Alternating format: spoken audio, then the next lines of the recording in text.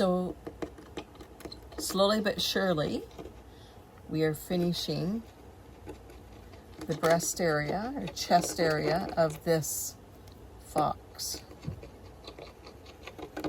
So again, I'll put my glue down.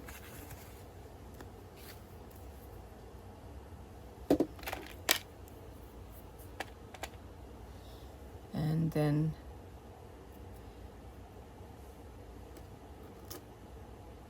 patiently just put these pieces down. So I'm mixing or blending some of the smaller pieces with some larger pieces. In this area though, I don't really have a choice. We have to kind of go small.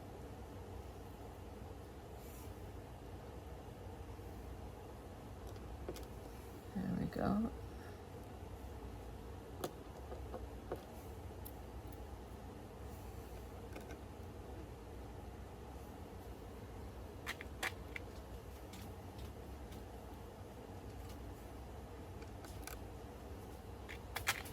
And I just keep adding a variety here.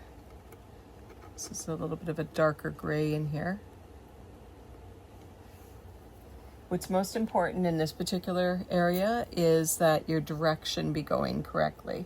So you're kind of creating a bit of an optical illusion. There we are. I'm trying to stagger the pieces, long with short, short with long. And having them touching as well, like putting them really close together. So I'm going to continue filling in this area, and I'll bring it right down here as well. So literally we might be able to grout tomorrow. Oh, happy day. That will be good. And we're just going to continue.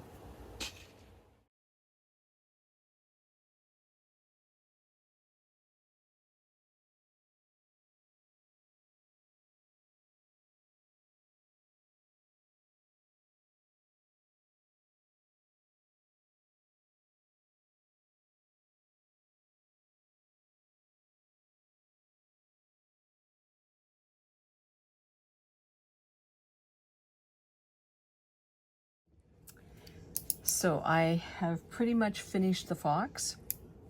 As I mentioned in my last video, I had brought this gray right up to his chin, and I'm not really crazy about how it's worked. I should have brought this beige, just a fine line across. So now what I'm going to do is I'm going to very carefully pry. Let's find something to pry that up with.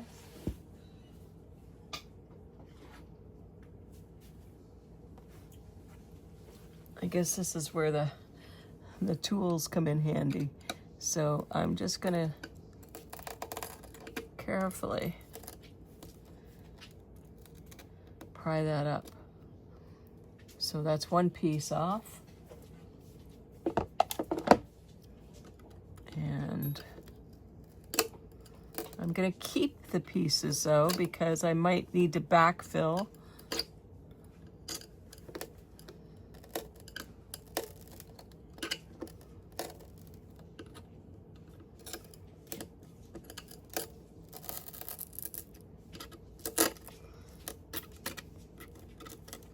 As you can see, I'm just pulling them up carefully.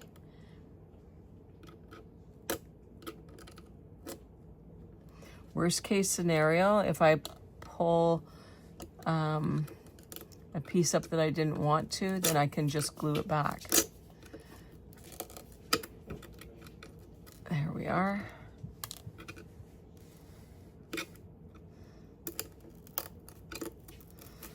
Again, this is the really nice thing about this Prep multi-adhesive, is that you do have the ability to pry pieces off, but again, do it carefully because my substrate is glass, so I'm not applying any pressure I'm just kind of using this little hook and gently sliding it underneath and then pulling the pieces up.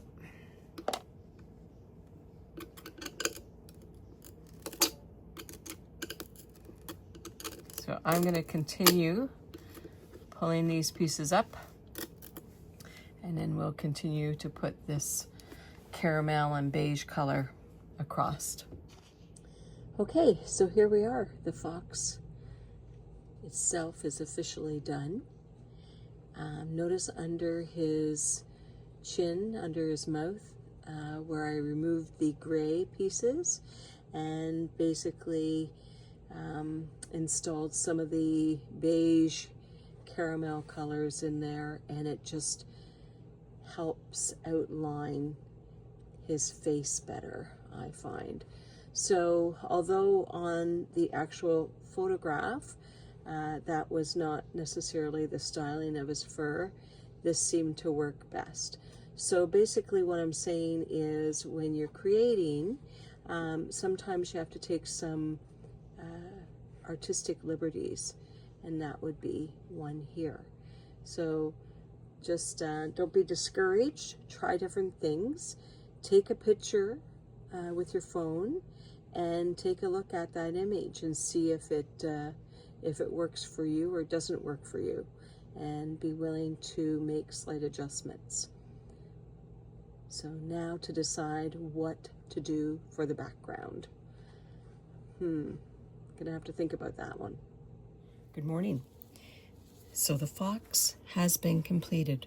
For the background, I decided, because there really wasn't much area for background, to use a variety of greens, and likely most of you are very familiar with the basics of mosaic. I just cut pieces. They kind of emulate grass, perhaps. What I'm doing right now is I have a cloth with a little Windex, and I'm just spot checking to see if there's any area that has, because I use a lot of scrap glass, sometimes there's marker on it. So I'm just spot cleaning little areas that have marker that are standing out to me.